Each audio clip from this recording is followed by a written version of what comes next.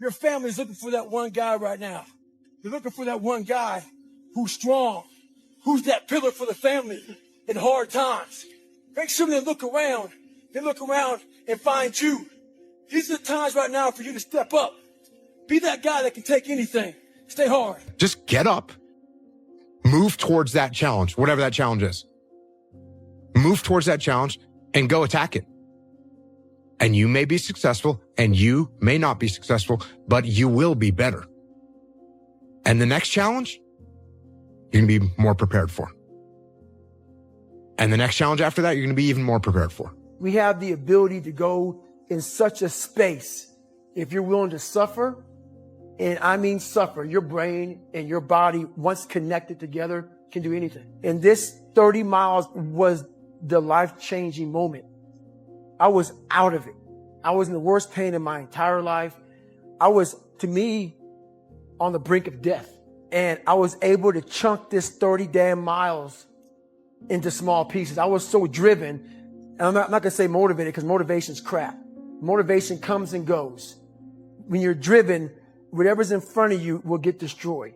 If what you are doing is not moving you towards your goals, then it's probably moving you away from your goals. Nothing is neutral. Everything that you're doing is either moving you toward the things that you want to accomplish in life, the person you want to be, the wealth you want to accumulate, or it's moving you away. Everything counts. The law of accumulation says that everything counts. Remember this, is that people are time wasters, and the great majority of people have no goals, they have no priorities, they have no plans, they have no concern about becoming successful, and they think that you're the same. They think because their time isn't worth anything, that your time isn't worth anything also. Ask again, what would you do if you only had 6 months to live? What would you do if you only had 6 months to live? Who would you spend your time with? Where would you go? What would you want to do? What would be important? What would be unimportant? If you ask that question over and over again, you'll have a tendency to keep your life in balance. Everything in moderation. You can't wait for everything to be perfect to start living your life. Cause I've been, that's what I've done. My whole life has been like that. Inside of me, it has been, as soon as it's all lined up, I'm going to show you myself. I can't wait, man. It's not all I'm never going to get to that where everything's okay, where everything looks a certain way. And in the meantime, I'm burning the best time I do have available. I'm burning that candle up. I'm burning this candle down, and I'm saying as soon as it gets bright enough or warm enough in here, I'm going to show up. But the candle's getting smaller. It's easy to give up. You know, Hell it's yeah. easy. It's the easiest thing in the world to do. I'm done. I ain't going. I ain't going to keep going. Yeah, I don't feel like going to work. The I'm one, done. yeah, man. It's easy. It's very easy. But what's hard is going, yo, yesterday I got nothing from working as hard as I could. Nothing happened from that. I'm going to do the same thing again today, but I'm going to try to go harder. That's the hardest thing in the world. To get up every day and give 100% and be in the same position that you were each day, but mentally know that you're trying and trying and trying. That's a real grind. To be successful at anything, the truth is you don't have to be special. You just have to be what most people aren't. Consistent, determined, and willing to work for it. No shortcuts, integrity, purpose, determination, and discipline that it takes to be a champion in life. It is hard. Nobody in its history of coaching had your level of work ethic. I mean, you hear so many guys tell stories about your work ethic. Yeah. What was really your work ethic like, and for how long did you stay disciplined? Well, I mean, every day. I mean, since 20 years, it was an everyday process, and trying to figure out strengths and weaknesses. For example, jumping ability. Now, my vertical was a 40, it wasn't a 46 or a 45. My hands are big, but they're not massive. Right, so you got to figure out ways to strengthen them so your hands are strong enough to be able to palm a ball and do the things that you need to do. Quickness, I was quick, but not insanely quick. I was fast, but not ridiculously fast. Right, so I had to rely on skill a lot more. I had to rely on angles a lot more. I had to study the game a lot more. And but I enjoyed it though. So like from the time I can remember when I started watching the game, I studied the game, and it just never changed. People need an excuse to perform. Mm-hmm. They need a race to be working toward, a goal, a holiday, a photo shoot, a wedding. Right. And that is what drives them forward. And, that's not nothing. That's an incredibly powerful, potent motivator. Yeah. But it's worked for a lot of people. If you can manage to perform without that, that's real power. Because it means that not only are you going to choose your suffering, but you're going to continue to hit close to your maximum performance with no finish line, no crowd celebrating your completion, no glory, no nothing. When you feel that pressure inside of you and it's very heavy, like weather that's very, heavy and thick, you're motivated, you feel it. I've got to get up in the morning. I've got to do this. I've got to accomplish this. When that pressure goes away and you don't feel any pressure in your life, you can do anything and there's no consequences for it. You'll just waste time. You'll waste years. You'll waste months. You'll never accomplish anything. You give somebody a deadline, right? They'll accomplish in 2 months what it would take somebody 2 years to do without a deadline. It's that necessity. It's that sense of there's a sword at my back. I've got to get it done. It makes you get things done. It gives you the energy. It's get rich or die trying, to quote somebody. This is intentional. Intentionally act like the person you want to become. Because when you intentionally act like the person you want to become, your brain sees you taking those actions, so your brain starts to change the way it relates to you. When your brain sees you high-fiving yourself in the mirror, it starts to go, oh, wait a minute. Stephen loves himself. Stephen's cheering for himself. We don't beat Stephen up. If you want to change your life, you must change your ways. You must develop discipline. You must develop strength. It doesn't matter where you are in life. It really doesn't. Because the great thing about life is it's always your next move.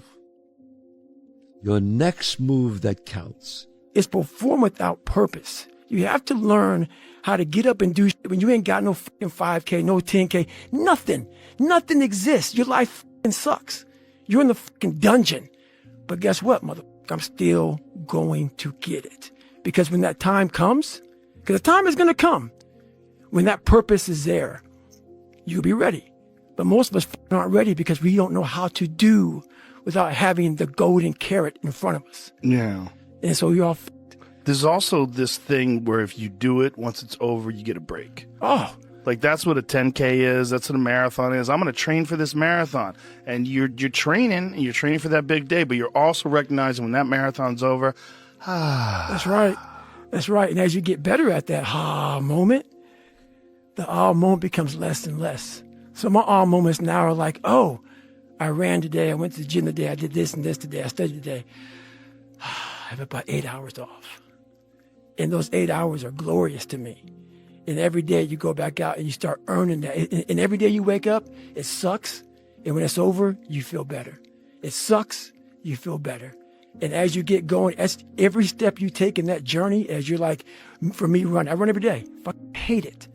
But every step I take, I'm like, all right, motherfucker, you're beating the demon again. Every single person that I know that is incredibly successful in a balanced way and has a good perspective on it elects to do very hard things regularly. It humbles them. It reminds them that they're just mortal. And it also means that if the entire mainstream media apparatus tries to come down on top of you, let's say, just as a hypothetical, let's say that occurs, that you can deal with it. The biggest advice I could give you right now, the biggest advice that anybody could give you, and this is not my words. Woody Allen told me this. I said, Woody, what's the secret to success? He said, 85 to 90% of life is just showing up. Show up. If you show up, there's a chance something could happen. Most people's definition of work is a negative one, which is why they abhor it, which is also why they misunderstand so many people who quote, I'll say quote here, are successful or ahead of them or whatever, is that both people, one person says the word work and the other person hears the word pain. And so the first step to like becoming more successful is understanding the language that the people who are successful are using. They're actually defining the word differently. And so whatever that thing is that you actually enjoy doing, where you lose track of time when you're in it, even if it's challenging, but usually it is challenging, right? Like it's not easy because then it's boring. The people who are, quote, addicted to work make it easy to be addicted to work because they do things worth doing. And I think a lot of it is coming down to making sure that you take the few precious seconds that we have to do the few things that are worth doing for the rest of your life. The dumb shit that I've done or the bad mistakes that I've made, they've taught me. You know, you learn. Like, that's why failure is so important. Like, failing and fucking up and making mistakes, it's very important. That's how you learn. That's how the bad feeling that you get from something that you shouldn't have done or wish you didn't do or wish you did better. Like, especially failing at something where you half-assed it and you just feel like a loser. Like, that just teaches you. It teaches you to get your shit together. You have to learn how to fail, because I'm going to explain this to you. I had big dreams. A lot of us have big dreams, big goals. And when you have goals that are maybe outside your reach, you have to know that getting to that goal, you're going to have a lot of bad days, a lot of setbacks. So like when I was losing 106 pounds in 3 months, the first 2 months or first 2 weeks, it's like I was gaining weight. You know, I would lose a pound, gain 2. So I was just failing. I kept failing and kept failing and kept failing. So I had to teach myself how to fail right. And what that means is when I fail, I can't spend much time in that fail zone. I have to be able to get up and get after the next day just as fast, because my goals were, to be a Navy SEAL. I don't have time to stay here and feel bad for myself for weeks and months and years, because I'll lose that time. So the big thing is know that if you have big goals and big dreams, along the way, failure is going to happen. It's dangerous to dwell on past mistakes because people sort of define themselves by the worst moments that they've ever had. And if that's the case, like some people are stuck in high school.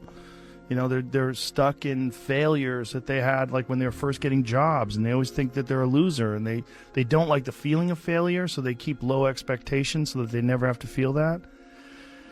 You got to get through it.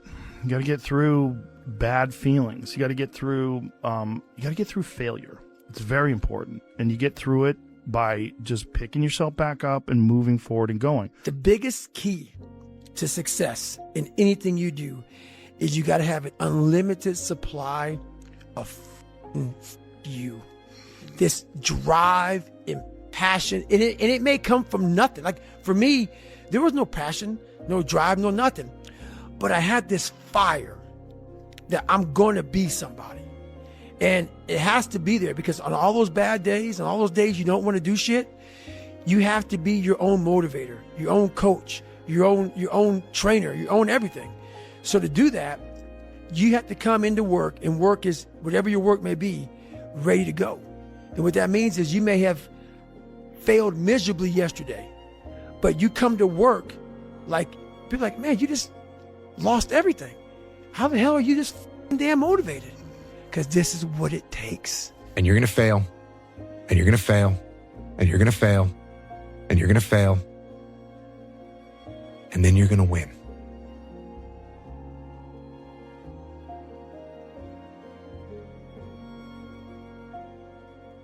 Imagine that you're in a movie, and imagine the movie begins now, and you're the hero of the movie.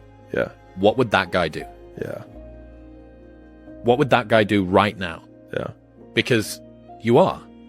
If everybody who's like at the bottom and feels like they have nothing going for them, reframe that as, I have nothing going for me, which also means that I have nothing to lose by taking action, it makes you a much more dangerous person. Life without those challenges, it's just existence.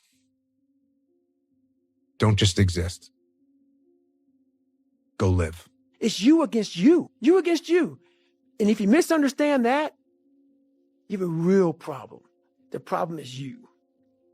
And you don't want to fix it. If you want a thing bad enough to go out and fight for it, to work day and night for it, to give up your time, your peace, and your sleep for it, if all that you dream and scheme is about it, and life seems useless and worthless without it, And if you gladly sweat for it and fret for it and plan for it and lose all your terror of the opposition for it, and if you simply go after that thing that you want with all of your capacity, strength and sagacity, faith, hope and confidence, and stern pertinacity, if neither cold poverty, famish or gulf, sickness or pain or body and brain can keep you away from the thing that you want, if dogged and grim you besiege and beset it, with the help of God you'll get it. If you don't fail, you're not even trying.